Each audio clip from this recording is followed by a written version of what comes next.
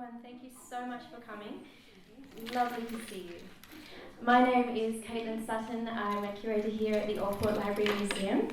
And firstly, in recognition of the deep history and culture of this island, I would like to acknowledge the Moanina people on whose land we gather today, which was never ceded. So it is my great pleasure today to introduce the wonderful Penny Carey-Wells. Yes. Thank you. Well, and the wonderful no, Caitlin. Who I had the absolute pleasure of working on this exhibition with, and I also just wanted to thank her for the many, many, many voluntary hours that went into the exhibition and also this talk. So thank you so much, Penny. And just a little bit about Penny. So Penny lectured in papermaking at the Tasmanian School of Art for 14 years. She was then employed as Conservation Officer and Exhibition Officer at the State Library of Tasmania and the Tasmanian Archives. Penny loved her close connection to the collections, and they have inspired many art activities, exhibitions and projects.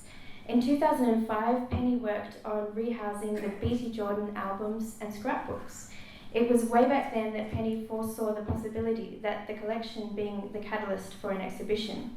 It's no coincidence that Penny has held a lifelong love of dancing and fabulous costumes. Thank you so much, Penny.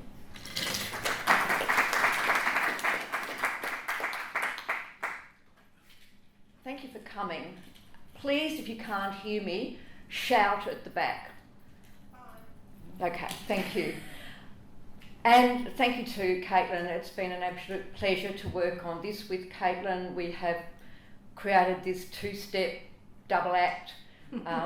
One holds the other one up, then the other one holds that one up. We keep taking turns who wears the tutu and who wears the face paint. So today we're talking more about the wonderful career of Beattie Jordan, who for me underpins this exhibition. She was a dance teacher in Hobart, and she also was a historian and an archivist and a conservator. We know that because her scrapbooks and albums make up so much of the imagery and the storytelling from this show. The scrapbooks are, well, a few of them are just in that cabinet on the right-hand side of the door, and Marion will point out some big photographs here on this cabinet. Please make sure you have a look at those. And after the exhibition, you will be able to visit the scrapbooks and albums yourself in the reading room. So many more of the items are now online, thanks to Caitlin and this exhibition, so you can visit your costume choices and your dance pictures in the comfort of your own home. So I first saw these works, I can't remember what year, but sometime in the last decade, and they were so exciting, and this picture just jumped out at me. I had done a little tiny bit of work with toe shoes back in my earlier years. It is an extraordinary feat to see somebody walking up their beer bottles on their point shoes, and I just thought, who are these people and what is this story? So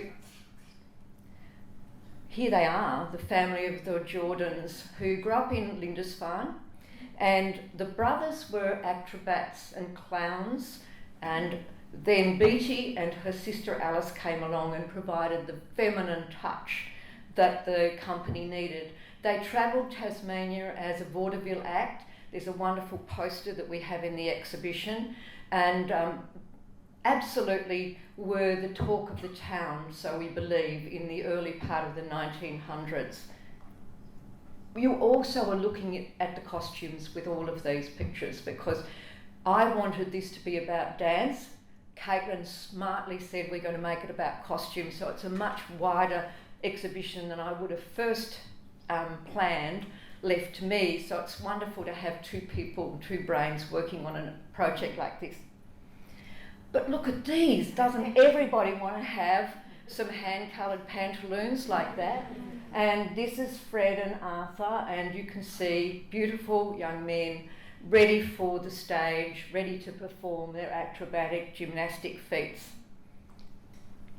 And here they are with their brother John, And John was reputedly the clown of the family. Well, here he is dressed as a clown, and the stories go that on the Lindisfarne ferry, one side would be lower than the other when John was on board, because everybody would be rushing to that side to see his impromptu performances in his comedy act.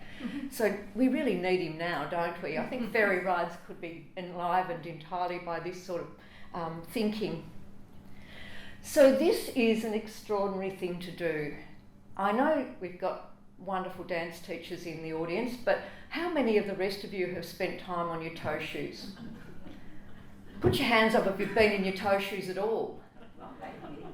Put your hands up if you've got the feet to show that you were in your toe shoes. But in your toe shoes, did you ever felt the need to walk up beer bottles, even though we now know those bottles are painted wood and are screwed to the ladder? This is an extraordinary feat.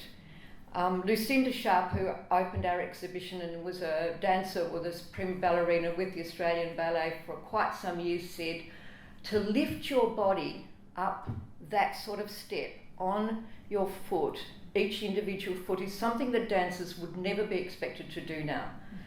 It's an enormously powerful thing to do, and do try this at home. It's there for the taking. We've got the photograph. You can enjoy it. So Beattie, as a young woman, was very interested in all sorts of physical culture, and that's what it was called, I think, in a lot of those days. Was physical culture was the art of gymnastics, theatre, dance, and she worked, as well as being a dancer, with the Repertory Society in the Playhouse in a lot of cases. And in this cabinet here, there's one magnificent photograph, which I've just taken this excerpt from, where she was presented with this photograph after the performance of Our Miss Gibbs, and I don't know whether she played Miss Gibbs, but it was presented by the male principals, which is an interesting thing. I kept looking at that word, male principals. The original photograph's there, you can read it for yourself. But then we figured that maybe it was the males who only had the money to buy the photographer, to buy this beautifully pasted down and annotated object that she was given. But I also want you to notice her butterfly wing. Seeing as we're talking about costumes, she loved a butterfly wing. And I think it could be brought back at any stage. In fact, I think it should be brought back at any stage. Butterfly wings coming up. She went off and became trained as a teacher, so all of her years as a teacher were properly accredited. So here is her certificate from the Teachers' Schools Registration Board, and she got satisfactory, which would be the top mark in all of the things she took. It would be interesting to know, I can't find out how long she was at Teachers College. There was all sorts of different lengths of courses. There is so much more to learn about this woman and about this collection. So I'm really keen anybody else to add some information to what we're collecting. So here's Beattie and her sister Alice, and they started their dance school in 1917. So Beattie was not yet trained as a teacher. We don't know why the Jordines stopped being an act, but it is 1917, and there is a part of me that thinks those beautiful young men may well have become soldiers. I don't know that. I'd really like to follow that through. With some members of the family might know those things and can help me out here. But these girls started a dance school in Hobart. We have to see them as women outside their time. Women weren't known to be businesswomen, weren't actually opening things of their own volition. This is a really exciting journey of a feminist trajectory that we can follow through Beattie being able to earn her own money. So right from the start she was interested in costumes. We love this costume. There's a lot of horse pictures in the show, and honestly, if you're going to have a horse on stage, it's a beautiful example of a horse. I don't know what the ballet is. Her scrapbooks in a lot of cases and albums are beautifully annotated, but then also delightedly they're not. So it gives us sort of a carte blanche to go through them and work out which ones we need to tell our story. But this one is such a gorgeous little representation of children having terrifically good fun, which is what dance education should be, especially for little ones. And, you know, don't you just love these little children in their outfits? I'm not sure, oops, does that fit? I'm not sure about whether that fits him very well, because there's a painful look to that outfit. All of these are going to be your next fancy dress party ideas as well, so I hope you're writing them all down. Now this is in the catalogue, and we found this in Beattie's albums. We don't know the story, but it is such a beautiful image. The fact that it's, we're not concerned that Queen Camilla is definitely a boy. And we're just not sure that this boy turned up at the right spot. He just doesn't look as happy as the others. But these two at the end, they've got paint pots and they've got briefcases, and that, what is that role in a coronation scene? I just don't know. They're the people who run ahead and clean up, or so many stories. One of the things that's been fantastic about this exhibition and being part of this is the stories that have come from the public. We did invite that from at the beginning. Caitlin went on to ABC Radio and invited people to send in images of their fancy dresses, and you can see that on our screened images in the gallery. But this one brought up this. So Robert Tanner, who's the husband of Annie Greenhill, and Annie Greenhill's tutu's in the front cabinet, was this prince, or no, this king person at the Bush Nurses' Fete in 1938. And so he sent in the photograph to me and also the newspaper clipping to show that in 1938, which was just a few months after the coronation of Edward VI, Government House opened its doors to children in coronation costume, and I'm inviting Government House to do that again within the next few months, because we've recently had a coronation and there's no reason why your little darlings cannot come in with their outfits on and be in the ballroom wearing their kings and queens outfits, and what a great opportunity. Now this is a wonderful piece. The first photograph I showed, we weren't sure whether at Government House. That's another question hasn't been answered. But we do know that the Bush Nurses' Fete was at Government House, but we certainly know that these frogs, Beattie Jordan's frog performance, happened around the frog pond at Government House. She was very connected to the vice-regal world. She had connections to people who... she was a star of Hobart. Someone described her as a jewel of Hobart, and she obviously had enormous admiration from the whole of the city. So this is a beautiful little outfit, and we are very lucky, thank you Anne, who's here today, that we have been lent this outfit, or this little costume, and it's in our room just outside. You would have walked past the frog on the way here. It's a breathtakingly beautiful thing. I feel sorry for the mothers who were sent this pattern though. If you enrol your children in ballet class now, you get probably a bill and the outfit will come through the post. But how were these costumes made? You know, it's a really interesting thing that Beattie must have had such a group of very happy parents or seamstresses, because she was really into dressing these children and her dancers so beautifully. Someone had to make these things. They were not going to be bought on a catalogue, probably not. But the frog outfit, once again, make it yourself at home. Here he is. In our school holiday competition coming up, there's going to be count the hats, or counts the rabbits in the hat. There's going to be suggest a name for the frog. So bring your grandchildren in, there'll be something for them to do. Now this picture, at the time of me finding these albums, we put a little display up in the Tasmanian Archives space that they had further down Murray Street, and we photographed them and printed them out, and this extra photograph, the original is in the case beside Marion, came home to my house, and she's been sitting in my studio ever since.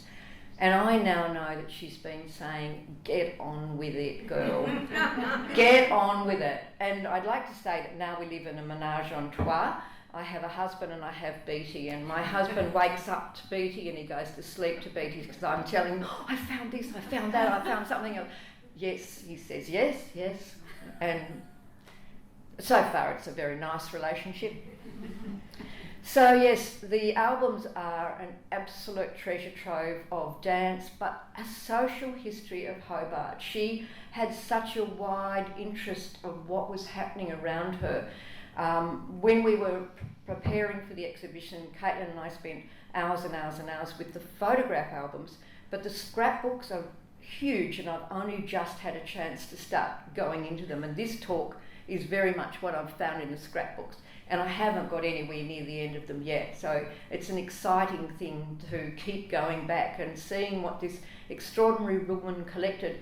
And also she knew about a wide range of interests, but she also knew about conserving them, and she knew about paste, because there's not one tiny piece. Well, I actually did find one piece of sticky tape the other day, and that in a conservation laboratory just makes your heart cringe. But when you see good paste in a scrapbook, it is just a beautiful thing. So when you are now doing your scrapbooks, and this is the homework as well as dancing and costume making, make sure that you annotate all of those newspaper clippings that you've kept and all those photographs you've kept.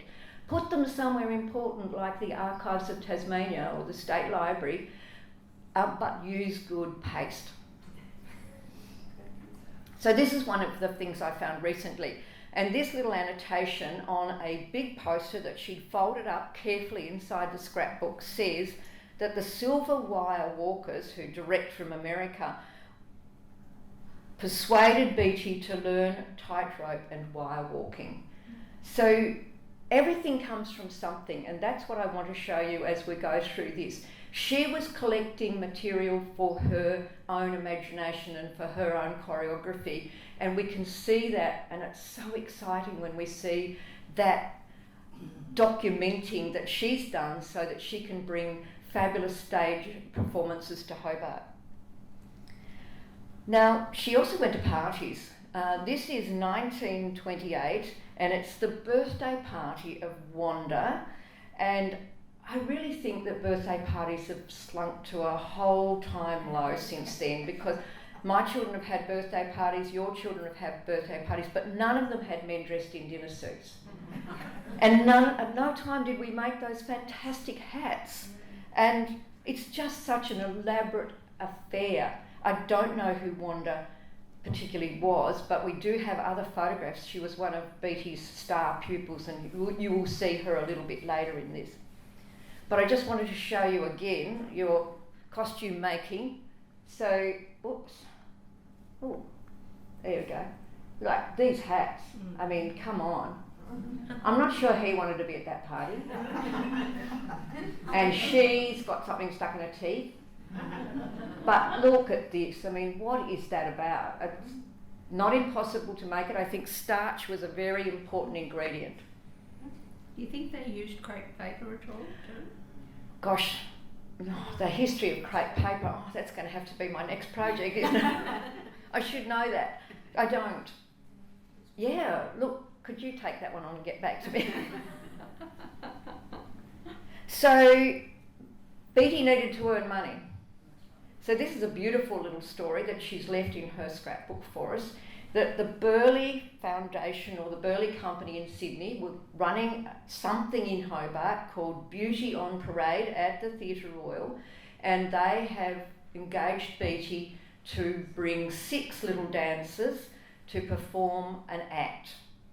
I imagine there was a lot of other things going on as well. Now, whether this was an advertisement as part of Beauty on the Parade, I can't tell. But Beattie's kept these letters, which is just so interesting. So if you want to, the choreography is here. I haven't got all of the pages, but Hazel, you could do that dance. You could arabesque her off what's it called? the prompt.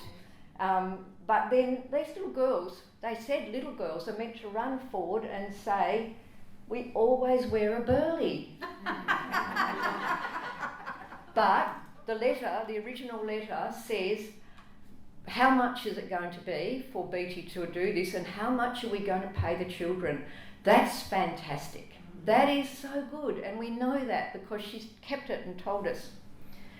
I don't know whether these are the little girls who always wear a burley, but I've got the opportunity to put beautiful photographs in where I want to put them, and we love these cherubs. They are just beautiful girls. Beautiful hairstyles. And look, we've got the wings again. Yes, look at this one in the front, isn't she gorgeous? And those little raggedy hems, when we're making our next fancy dress, they wouldn't be hard. There is a fancy dress opportunity coming up as part of Dark Mofo. Did you mention it? Oh, you mentioned it, right. Just keep it in your mind. And look, doesn't that make your heart melt? Once again, we don't know who she is. Is she anyone in here? Does anyone recognise her? Because that's the other thing, we want to get this information out because we'd love to hear back. They might be somebody's mum or somebody's grandmother. Oh. So not everyone could get to class. No text, no email, but Jill, aged 4, she beautifully calls it Possum Bay. Let's run a campaign to get rid of the O. Possum Bay is so much nicer. And dear Miss Jordan, I will not be at dance class on Friday. Love from Jill. And Beattie has told us she's 4, which is pretty fabulous writing for 4. So a lot of her dancers stayed with her for a very, very long time and became very skilled dancers. Many of them, several of them went off to do professional dancing. Several of them had opportunity to do that, and quite a few of them became dance teachers themselves. But look at that, isn't that beautiful? I love these notes that she'd kept. Now, we don't keep our emails enough. We should print them out and keep them because these little anecdotes are fantastic. Because this person has written in to say, I'm troubling with my glasses.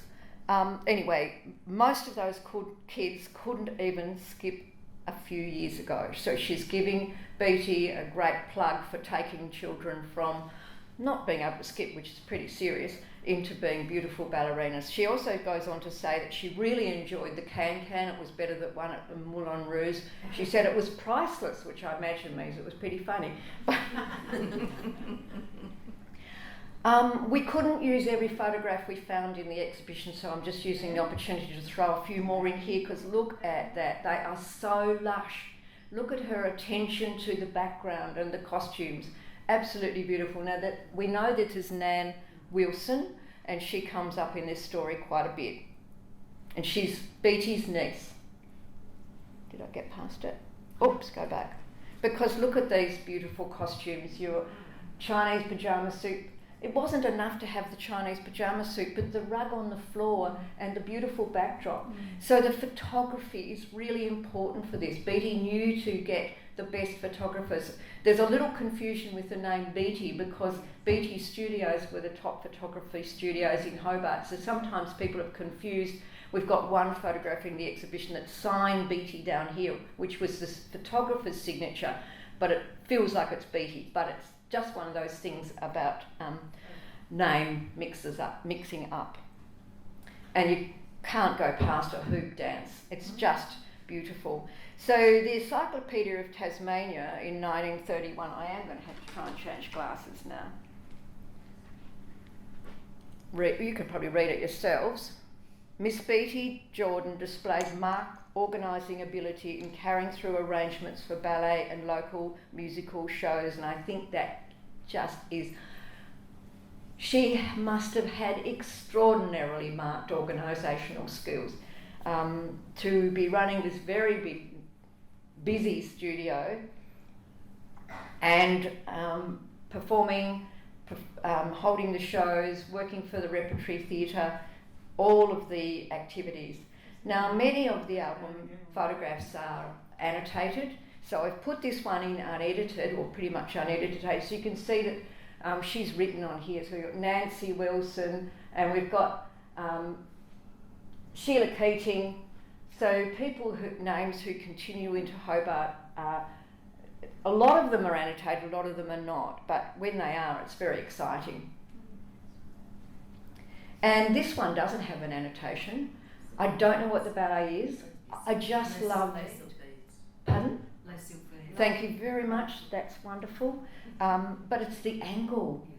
The angle is fantastic, isn't it? And so it must be coming from the Royal Box, I think. And we've got in the exhibition a fabulous costume, photograph and costume from Claire Wong, who does Edwardian dress up as part of cosplay. But look, Beattie was at it in 1933. Isn't that fantastic photograph? And the costume with the feathers or leaves, you know, once again, all your opportunities to have the best parties. So she didn't put away the bottles. She, as an older lady or an older girl, decided to keep working with them. They obviously lived in the backyard. We love these backyard photographs.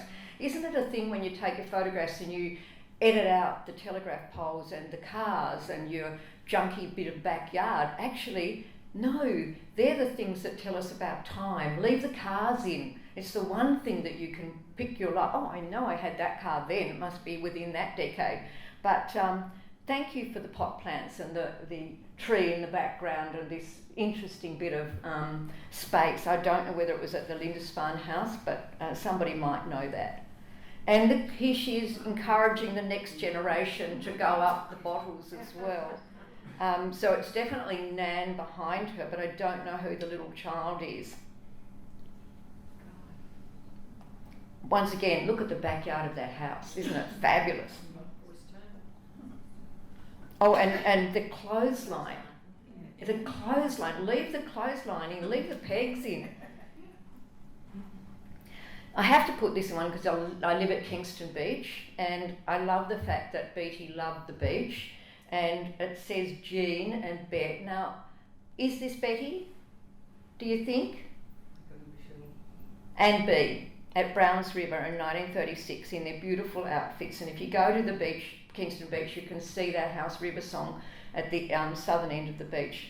It's a lovely moment of bathers and joy, but not as joyful as this one. I love the fact that she's put it in her album and called it Bums. And it's a fabulous photograph. It's fantastic because in that time, women were wearing corsets. This is a really interesting thing for me, that Beattie's girls were so muscled and so strong, and yet another whole swathe of the population were wearing roll-ups and whalebone corsets and things that are unthinkable now. And why were they? They were all so thin, I can't imagine. And then this absolutely stunning photograph of Nan jumping on sand dunes. I was excited, we love this photograph, it's on the back of the catalogue, but I was really excited when I was in the scrapbooks the other day and I found this. And this is a Russian ballerina at Bondi in 1940. And Beatrice has put this in her scrapbook, and I now know that she's used that when she set that up for Nancy. I think that's so exciting that she's using world media, social media, to inform her dancers and her skills, and certainly to engage the photographer. She must have taken a Mercury photographer down to the beach with her. I think it's either Kingston or Blackman's Bay, but these beach photographs which are in the show are still my absolute favourites. And we now know that the Russian ballerinas went to Bondi and did some fabulous acrobats. But look at this. You've seen it in the show. This is at the moment. Everybody should stand up and try their demi-point balance. Do it tonight. Do it with your friends at the beach. Take a photograph. It's such an exciting piece of performance art as a photograph. I mean, it goes to the next level of girls who had to walk around with books on their head. These girls have got basins. I imagine it's ice water in it. It's like the ice bucket challenge taken to another level. And Caitlin and I really discussed this because we had to say, is it costume? Well, it's so fabulously costume, pared down, beautiful costume, but once again at a time when those corsets probably were back in the change room. it's just amazing. Who wore those things? We did, didn't we? Had to wear suspender belts. Yep. You young girls wouldn't have a clue what it was like. They were called girdles, weren't they? Girdles, and they had those things at the bottom to hold your stockings up when you went to school, and you had a sort of mark on the back of your leg after a day in this classroom, and during maths you had to scratch it. Oh, it was just dreadful. When pantyhose came in, I mean, it's just a revolution, but when the girdle went out, even better. So here they are, go to the beach, do your demi-point rise. It's the most beautiful thing. And here is Beattie in the 1930s. Well, actually, I'm going to reclassify that as probably 1940s now. We were guessing when we did that, didn't we? But now I've found that 1940 photograph. I think these were inspired by that. But look at her flying through the air. Such a strong woman, such a courageous and brave dancer and performer. And, you know, try it at home. There's a beach near you, I'm sure. And if you're not happy to just do the demi-point, you can do the pyramid. It's a fabulous display of strength. And I also just want to point out Nan here, who's in this one. I was very lucky to be taught by Nan dancing in the 1982. And so she was in her late 60s or 70s, and she insisted on carrying us on her shoulders. Then she was remarkable. She was teaching us a circus dance, and there was a moment at which we had to be doing some sort of acrobatic. And we were like, Nan, you know, don't put us down, put us down. She was so strong because obviously the training had given her all the muscular that she needed. But yeah, do try it at home as well. And look, next one, you just can't go past it. It's fantastic, isn't it? The little girl at the end is Pam Hill, this one. She went off, or she and Nan both went off and did dance with the Russian ballet. I don't think it was a Borobansky, but they both went off and did professional work on the mainland when those Russian dancers came to Australia. So Nan was offered permanent jobs, or at least the opportunity to become professional, but she did not, we believe, because she loved her teaching so much. And I think that's true of Beattie as well, but I can't find the document that tells me that, but I have heard that and read various things that suggest that. Thank goodness she didn't leave Hobart. Thank goodness they didn't go away. Beattie taught ballet in the RAD syllabus style, which is the Royal Academy of Dance, and she had to bring in a teacher from the mainland, or an examiner for the mainland, to make sure that her dancers were fully accredited, and that was obviously really, really important to her. We also know that she went back to Melbourne quite a bit to get her own training or reskilling. So this attention to correct behaviour and giving her dancers every opportunity to work at whatever stage was very important to her. So we come to this iconic moment, and Anne is here today, and I will tell this story again because it's the one that excites us so greatly when we had done this exhibition. So Caitlin and I are looking through the albums, and Caitlin is saying, we really want to make this exhibition about joy. The world needs joy. We need lightheartedness. We started doing this in August last year. We were going to choose the photographs that made us smile, and this beautiful ballerina made us smile. So she was part of our works that we were going to do greater work on to get ready for the show. The work involved us identifying the photograph and it being taken into the reprographics part of the library, where we have really skilled photographers. The photograph itself is probably this big, the one we have. So we have very skilled photographers who could rephotograph these beautiful photographs. The photographs are very high quality, so they could rephotograph them at very high resolution. Then the photographs would come to me at Kingston, so they went through the air and they were on my desk at Kingston Beach for me to do photoshopping and cropping and editing a little bit beyond what was done at reprographics before it went back up into town to Simon Olding, who did the printing. So they've had time out. They're in the collection here, but they did have time in the sea air of Kingston Beach. So the story goes that I have got this one, we've chosen it, but once it's on my computer and I am looking at it very closely, I see that we've got a problem, because the dancer's crutch has been scratched by, let's say, just by chance, but it could have been deliberately. And I am working very long and hard at restitching with Photoshop his tights, and it was not an easy job. Meanwhile, we're making contact with Beattie's family, and I get a email or a phone call from Anne Squires, who just says to me, I am a relative and my mother danced with Beattie, and I've got this photograph of her, and she sent it through the phone, and I'm shrieking at my end saying, but we've already chosen it. And she's saying, it's my mother, this is my mother. And then she said, and we still have the dress. Hairs on the back of your neck, doesn't it?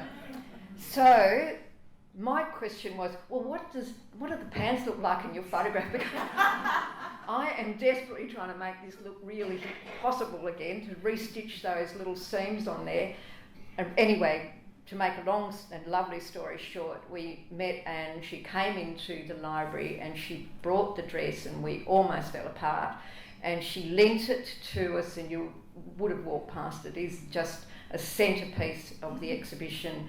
And there's a longer story about it too, which you must fill in. The whole story is written there. Caitlin's put it for your a chance to read it, because these two people were dancing in Beattie's performance in 1941, and Betty and Jimmy had this pas de deux. That's quite a physical act.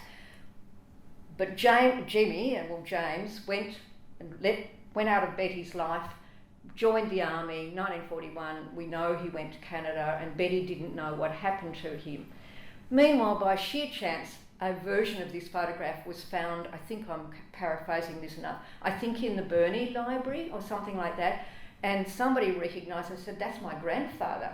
And so did this incredible piece of storytelling and making up, and finding that Jimmy had never mentioned in his whole life, he did come back from Canada, that he'd been a dancer in Hobart.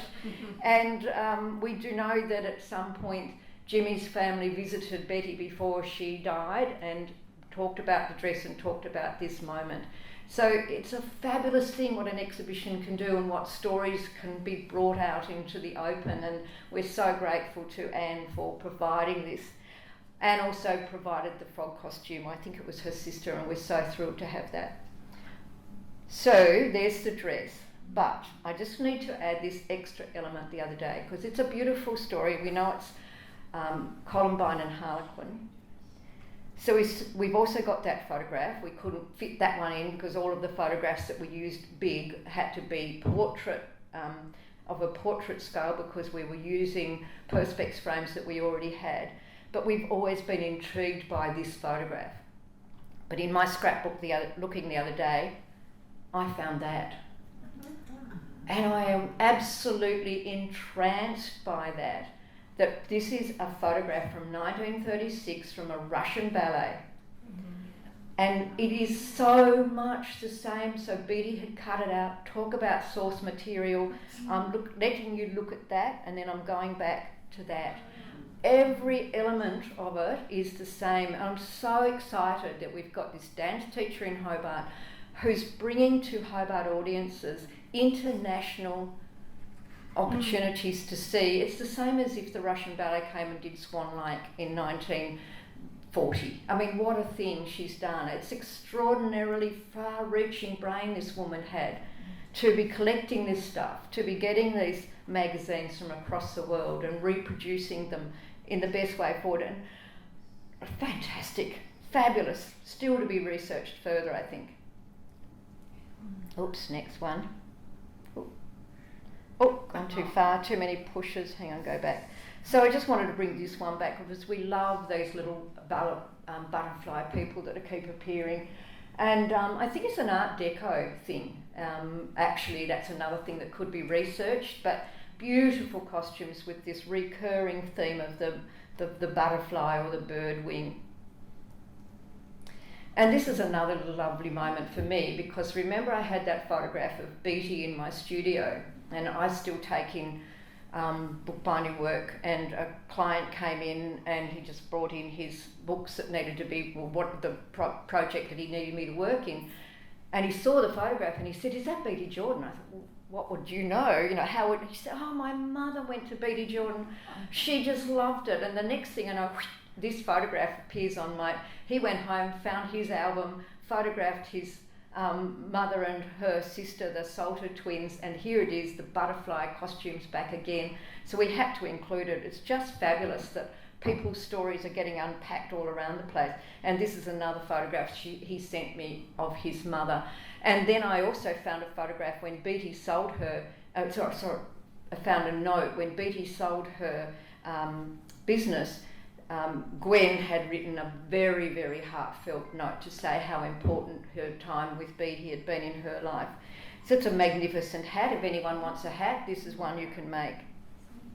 Nijinsky had a hat like that on in that, where he did the something or other of the rose. Yeah. Yeah. So now this is Wanda. You remember the birthday party with the, so yeah, we've now got the annotated picture of Wanda, and she appears, and she's in quite a few, Caitlin, isn't she? Now we know that beautiful red-headed girl. So yeah, very lovely that we can put these stories together. And so, as well as making her own money for her keeping herself alive, Beattie was very, very keen on helping out any benefit or any charity. And here we've got her assisting an air raid fund. She and Nancy did a performance in 1942. And so the Mercury at the time said, every year since 1909, Miss Jordan, all her pupils have helped charities with events in Hobart.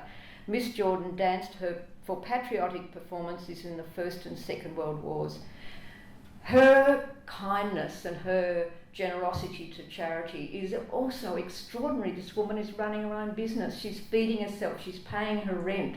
She's no doubt probably supporting these children with their costume making, but she still gives. It's just amazing. I really like this photograph, and I don't know whether it's wartime, but we find the quote that during World War II, Beattie Jordan's renowned costumes were severely impacted by shortages. And there's no reason why you can't wrap your ballet ribbons around your school shoes and look like you're a dancer. Aren't they fantastic? And everybody can do that. It's probably cheap to just get the ribbons, and you'll fool everybody.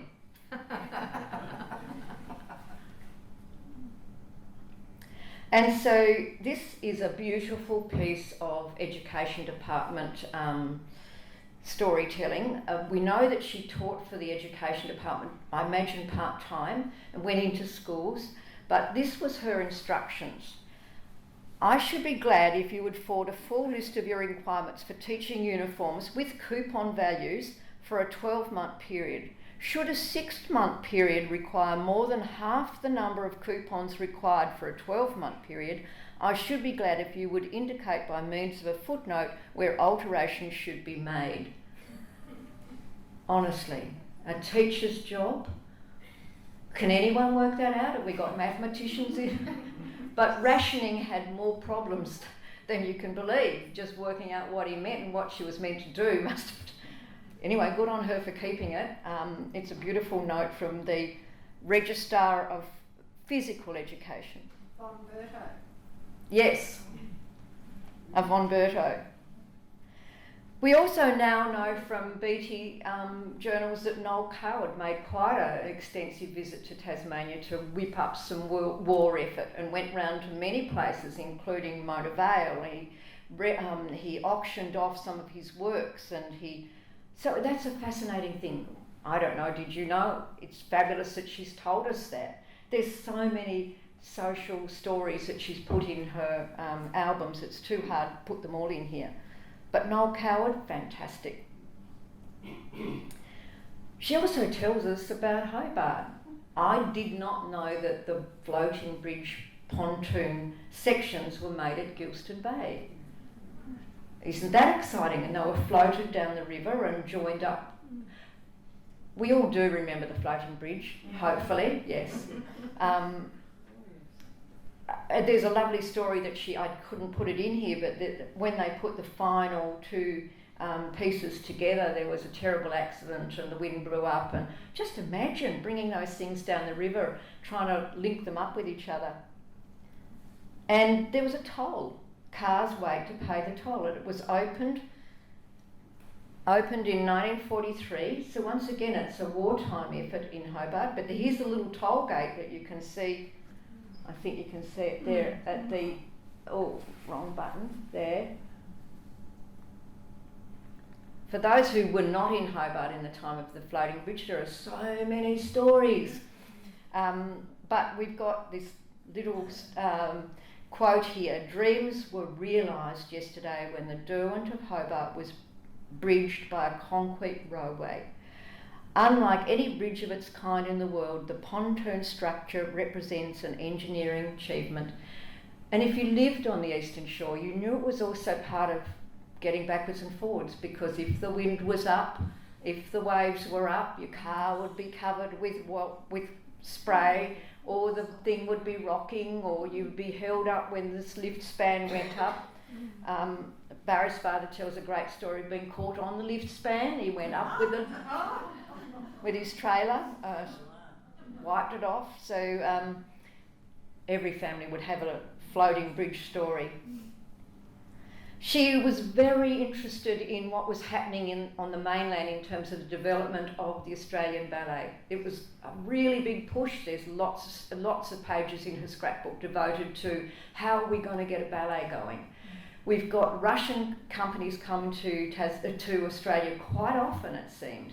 And we've got very prominent people around in Melbourne particularly who are really pushing for something formal in a ballet. And if anybody is a ballet historian, there's hours of reading and information that she's given us there. But who remembers the pics? Yeah, don't we miss the pics? I do. Yeah, we remember the pics. Yeah. It was Facebook. It was Facebook of then, wasn't it? Well, it was the only thing that was a picture that we had. And really good quality pictures inside them, wasn't it? It's the life in Australia. And so she's got many press clippings in here about the influence of the Borovansky Company and the development of the Australian ballet. And so these images are from the Jenny Brennan School in Melbourne. Now, I do know that Beattie went there to polish up her skills. But the other thing I noticed just yesterday was, and Hazel, you might be able to help me, it says here Joan Burnett is this girl here. Yes. So that was the girl who was teaching in Launceston. So isn't that fabulous? Because I haven't got a lot of information about Launceston, so I'm so grateful for it being in these scrapbooks. And my sister went to her ballet classes for all of her time, from the time she was probably late primary school to end of high school. There's so much more work to be done on this, yes. So, but good on Beattie for foreshadowing this, while obviously Joan was in Melbourne. And now we've got Robert Helpman and how important he was, and what a fabulous photograph. And this is also really interesting. You could not do now. He could not have Robert Helpman staging a ballet called Corroboree in London, but times have changed. And he says when he did that in 1947 that it's been his long-held ambition to produce an Australian ballet in London. And that's another whole story that's waiting to be unpacked. I do know that there are people working on an opportunity to restage a lot of the Helpman history, and we'll be really looking forward to that. But they can look in Beattie's albums. She's got pages on this. This is one that really struck me when I first saw it. Once again, we were looking at this last year, and the scrapbook entry for 1949 says no breakup because of polio. Just this little tiny spot up here on the top of the page. Oops, that one. It brings it home.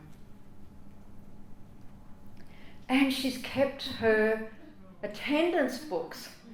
Or one attendance book. I wish there'd been more. They are beautiful. I didn't know which page to photograph. There are lots of names that Hobart people would know in these, but it's also got the pounds, shillings and pence added up because running a business was what she had to do.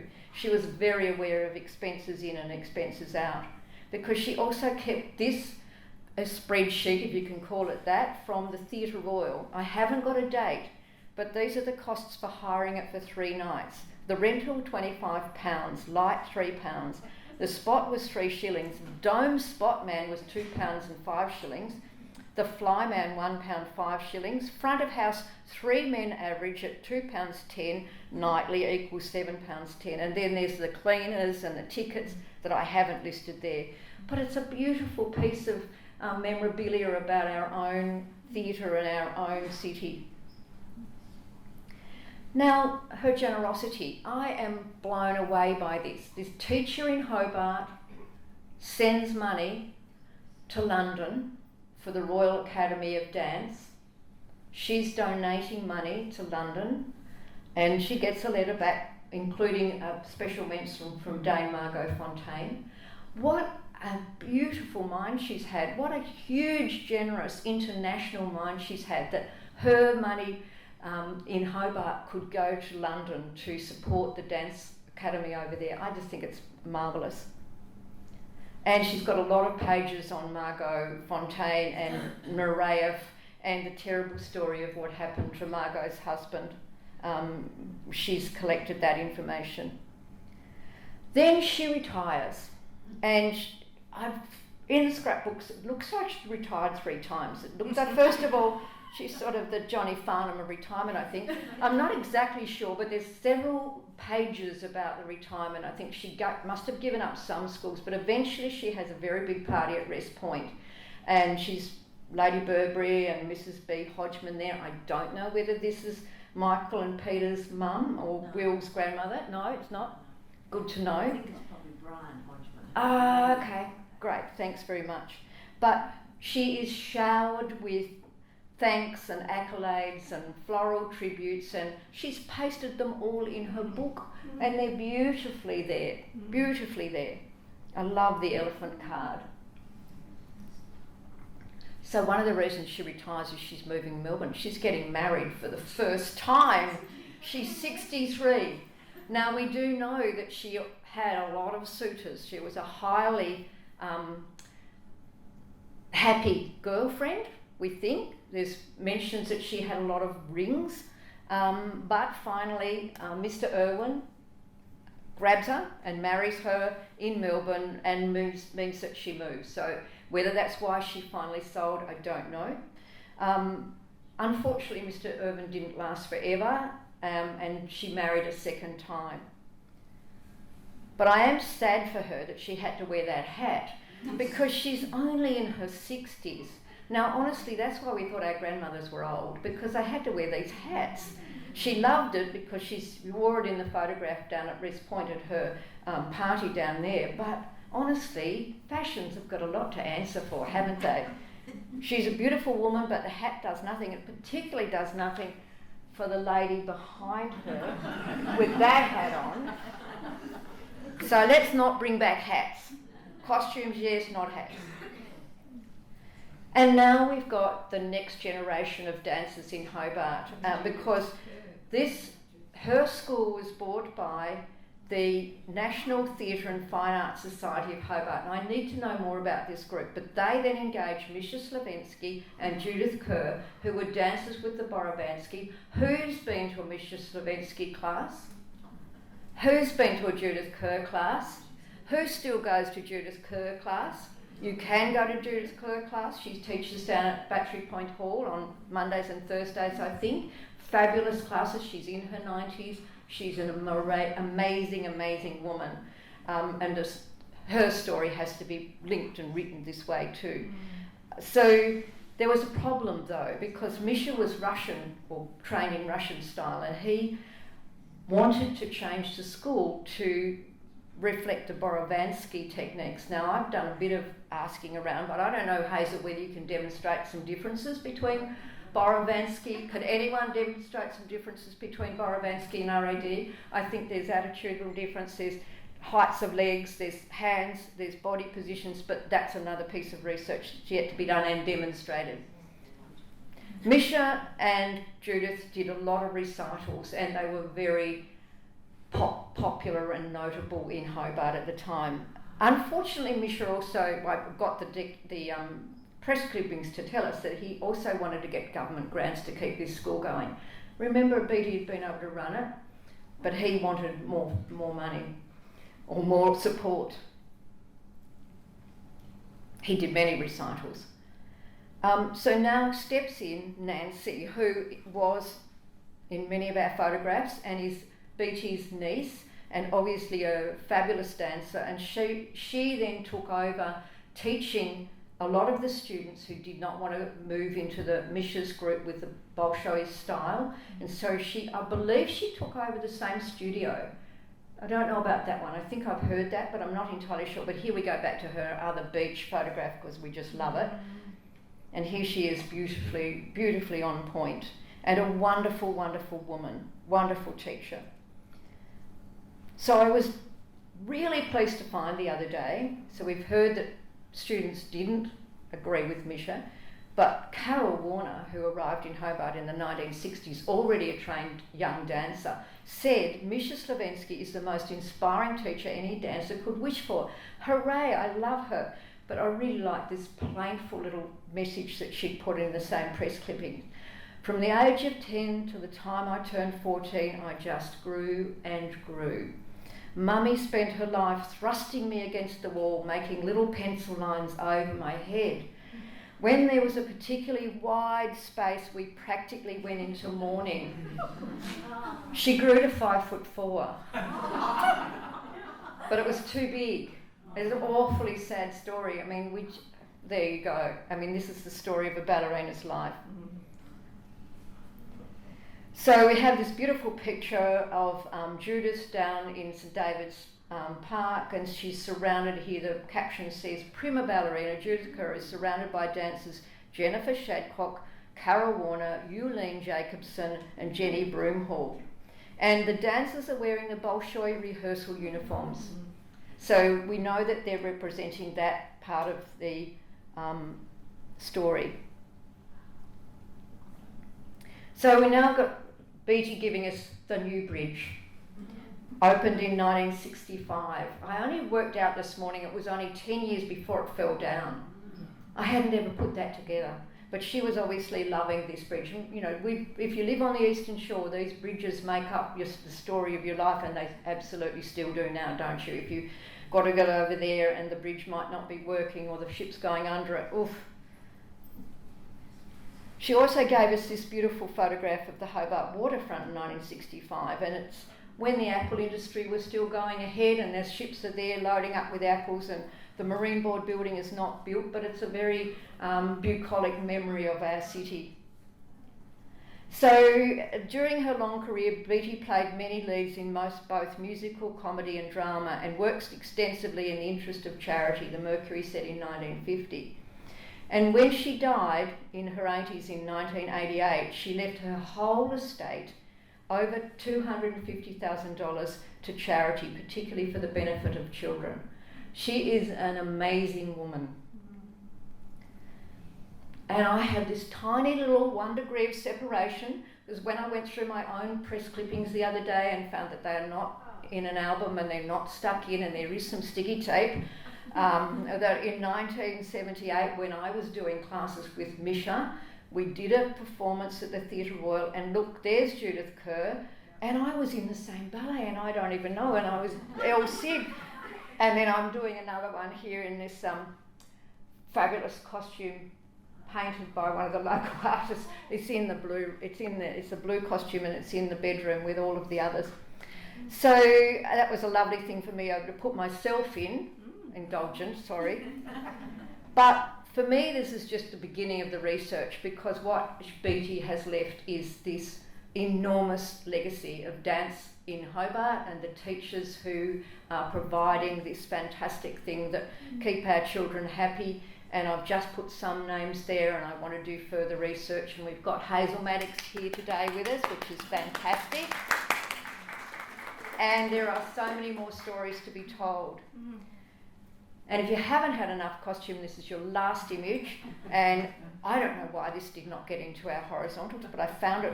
You sent that to me, and I just found it the other day. I must have missed it. But isn't it fantastic? You can just wear anything to anywhere. So thank you for your attention.